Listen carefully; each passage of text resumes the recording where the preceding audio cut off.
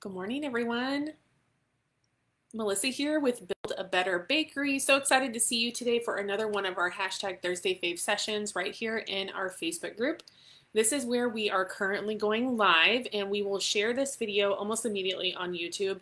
And at some point, we might actually move over to that platform. So if you're here with me, great to see you. Go ahead and throw up your hashtag replay if you're on the replay. I know some of you can't be here when I'm live, which is totally fine, but I do want you to view it pretty soon after, just in case we're giving away anything or doing any specials. I want you to be able to take advantage of that. Those usually last for about 24 hours. So if you know I'm going live, try to view the replay within that time. I will do my best to answer any comments that are coming in for those that are in the hashtag live. But I've noticed that when we go live via the Facebook app, it doesn't always show me the comments right away. So I'll get to those at some point if you leave them. Okay, so for today, I want to spend a few minutes covering the concept of drinks and shelf-stable products as an alternative income for bakers here in our community, specifically because we like to keep the business exciting for you, and we want to help you gain connections and insights outside of your regular baking. And for those of you who are just getting started with baking, you might not be ready for this kind of opportunity, but in a couple years, you might decide you want to add something like this on, so I want to make sure you've heard of it, at least you kind of have it in your head already. If we've not met before, I'm Melissa Fryer. I'm the main mentor and owner at Build a Better Bakery, which is a mentorship service online that helps bakers all over the world. And I like to help people gain control first of what they're doing currently in their baking business, but also learn how to hold on to the joy for what they're doing as well, because sometimes it can be overwhelming growing a business and just running it on the daily. So we try to help you keep those two things balanced. And then also creating a sustainable income for what you're doing, because you're important to your community, and I want to make sure your doors are as open as long as possible for everyone around you that wants to support you and use your services. As a professional baker myself in both a commercial and home space setting, back and forth, we're military, so I move a lot. I've done a lot of work over the last almost 20 years now in both of those settings. So I'd love to share a lot of information with you here in the group and in our mentorship. To stay in the know about these lives, you can check the events in the group. I usually post at the beginning of the month, so you're going to be seeing a couple new events show up in the next few days after I determine what we're going to talk about next month. You can also send me a friend request on Facebook to Melissa Fryer to get invites to those events when I make them. So it have to be sent and accepted before the new events are made. You can also hang out on our free email list where you're going to get direct replay links at a later date, as well as resources and other invitations to opportunities that you might want to take advantage of for your baking business. You can subscribe to our free YouTube channel as well, where I put a lot of the video replays, so it's kind of like a video library over there. And then here in this group, I go live every Thursday at 9 a.m. Mountain Time. That's currently the time we're going to stick with, and it's this Bakery Business School group on Facebook is where the original happens at this time for this specific set of sessions that we do weekly for the group. And it's really just meant to give you some new, fresh content to support your journey no matter where you're at, just giving you something to think about. Okay, see if I can see. Oh, perfect. Okay. I am able to view the comments now. So if you're here and you want to comment, go ahead and throw that in there, and I would love to respond to you. Let's hop in with number one. We're going to talk about drinks as an alternative income stream. And first, I should mention that not everyone is going to offer drinks. If you have a bakery or a baking business, this might not be the road you want to travel down, which I totally get that. It is completely different. It's not like baking. There's going to be different ingredients. There's going to be a different storage method. There's going to be different packaging.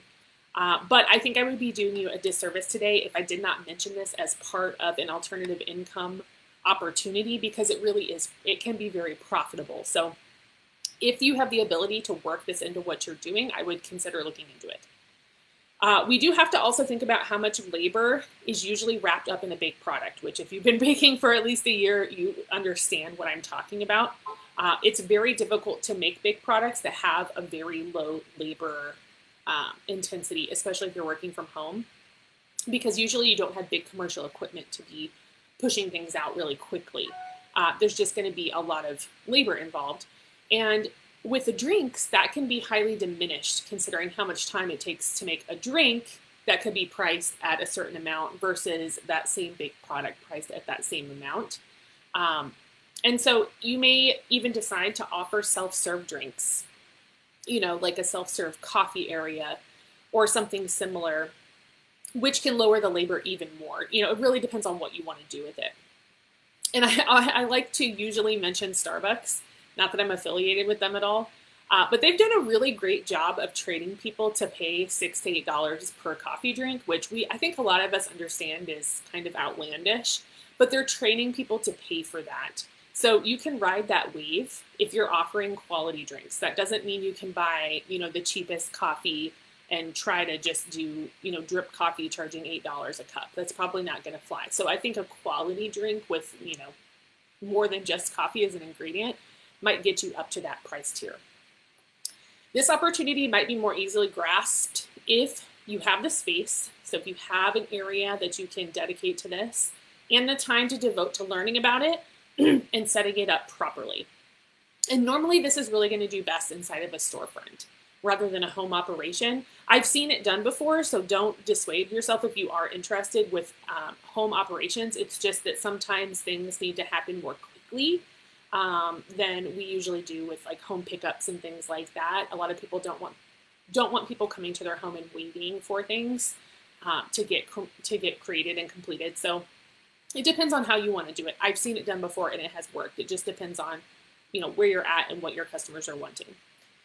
Now the profitability ranges on this are varied, so I don't want to promise anything to you, but when you look at the research behind drinks, you can see it start at around 20-25%, which is similar to baked products and food items like we're used to with our bakery products. But it can really move up to about the 70% range or more, depending on how you're selling it and what you're selling. And every item that you're offering might not be that high, but knowing that you can get there with some of the products might help you get off the fence if you've been considering possibly offering this. You'll definitely want to make sure to start small.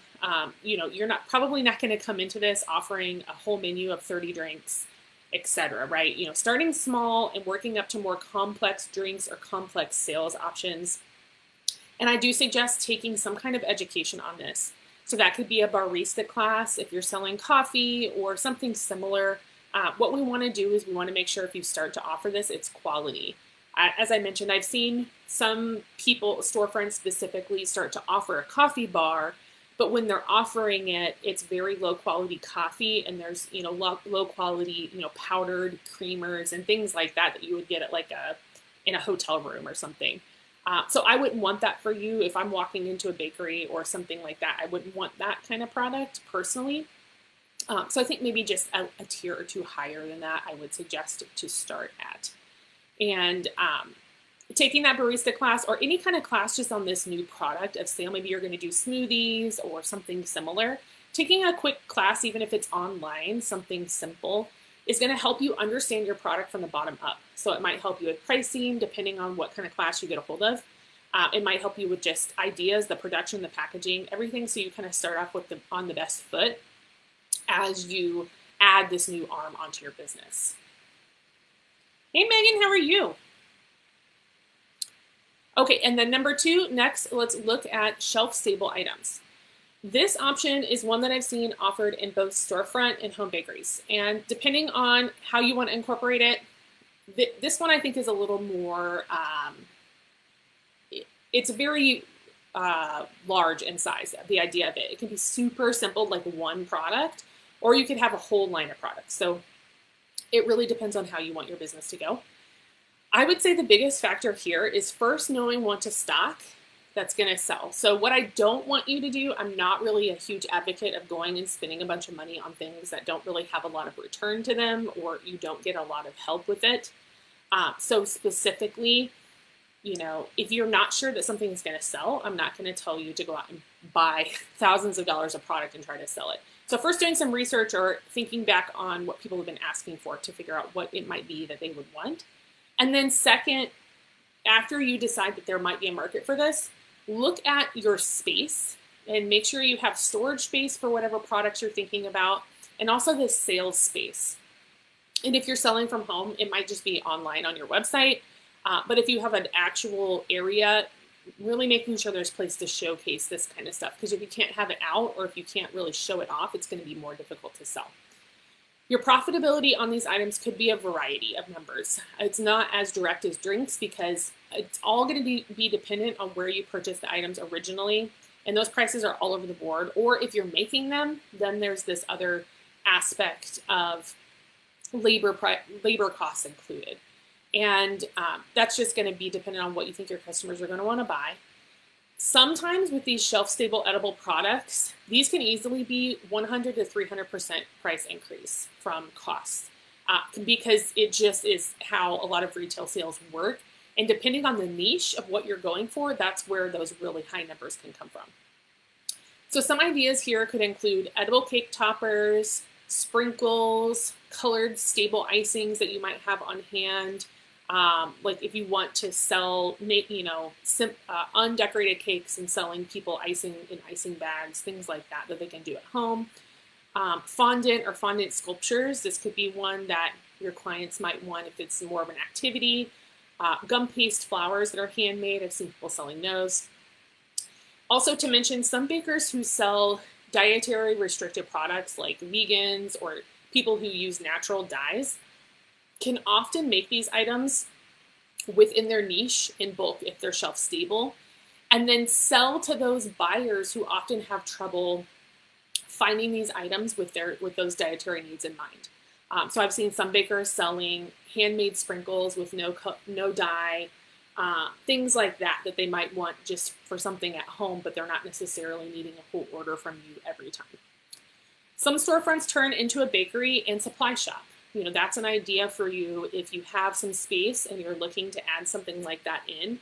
And that could be for other bakers. So you're kind of creating a new group of people that you're selling to if you're selling baked products, but also bakers who are coming in to get, some of these shelf-stable products. And that could bring you in more income and get more eyeballs on what you're doing. And then another one, which isn't the topic of this, but I've seen when bakeries turn into storefront bakeries, they often also start offering things like classes. So that might not be the way that you want to go with this, but then they supply for the class and they make money on the supplies that way too. So they're kind of full circling around, trying to use all of the aspects of what they're doing to create some income. So if you choose shelf-stable edible items, make sure to date them as needed because a lot of people are buying shelf-stable items in bulk and then repackaging it, which I know you see it in the grocery store, you see it in Amish shops, bakery supply shops. If you've ever been in one, I know that you've seen this. So what I want to really focus on here is if you're going to do that, just make sure that you're repackaging in great containers that are not going to allow the items to spoil or go stale. I've had that problem a lot, and it's bothersome to me because I'm spending good money on the repackaged item, but they didn't take any time to seal it correctly, so everything that I've purchased is bad. And it's, sometimes you don't want to go back to the store or return it, that kind of thing. So just kind of focus on the packaging if you're going to do that. To get started, think about what your clients have asked for in the past. You may have gotten some asks or suggestions, and then you can begin stocking with that item. Again, don't go overboard, maybe one or two things just to kind of see how it goes. Sprinkles and toppers are a great place to start if you work with cakes or cookies or anything that can have that added to it, cupcakes, because those can be customized or uncustomized and they don't take up a ton of room. So those are some good options for you to get started. Okay, no comments yet. All good. To recap, adding more income streams to your baking business is the key to creating a financial cushion. Only focusing on baking and not really focusing on anything else for the life of your business is going to push you down a tunnel of high labor costs for yourself or your employees. So after you get a breath and can decide on something else, try to figure out an arm that's going to include less labor time. And that will help you grow a sustainable business for the long term as you move forward. You may want to consider adding drinks or shelf-stable products like we've talked about today to your offerings. These options contain many variations. So what I've spoken about today is just what's on my mind and what I've seen, but you might have some other ideas depending on where you live or what your clients want. And it can normally fit into a business if you do the research first and you make room for it, depending on your website or in your physical space. You may or may not want to use these strategies depending on if you're a storefront or a home business, so they may not always fit, but it's good to know about them and know that it's an option. Do remember to add any new items like these onto your website and promote with maybe pre-sales, adding them on as bundles, etc., to get you started getting sales from those items. This month, we covered a number of alternative income streams. So not just these two, we've covered others the weeks prior in this month.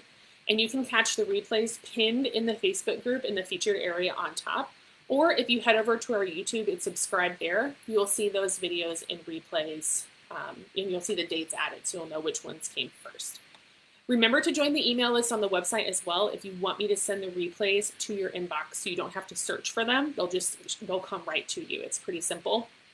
And if you go to the website, I think if you just click on connect or contact, I think it's connect in the navigation, you should see that. I think you get a free course when you sign up right now, so you'll see get the bundle, and then you can click on that and you'll get the bundle course, and then you'll also get the replays sent over email. This week I am taking a poll to find out exactly what you want to hear about when it comes to pricing. I put down 5 ideas of things that I think are important to know about, or at least exciting to take in a workshop format. I put them up in the Facebook page, in the group for you to choose from. And it's also linked in the featured items. So if you can just take a moment to head over there, it'll take like 3 seconds. Read the 5 and click the 3 that you think are the most exciting, because we're doing 3 workshops over the next quarter. And you'll also see that linked in your email. If you're already on the email list, you can click through that way and decide which ones you think are best. And when it comes time to register for these pricing workshops, you can head over to buildabetterbakerynow.com/workshops, and then you can pick which ones you're most excited about.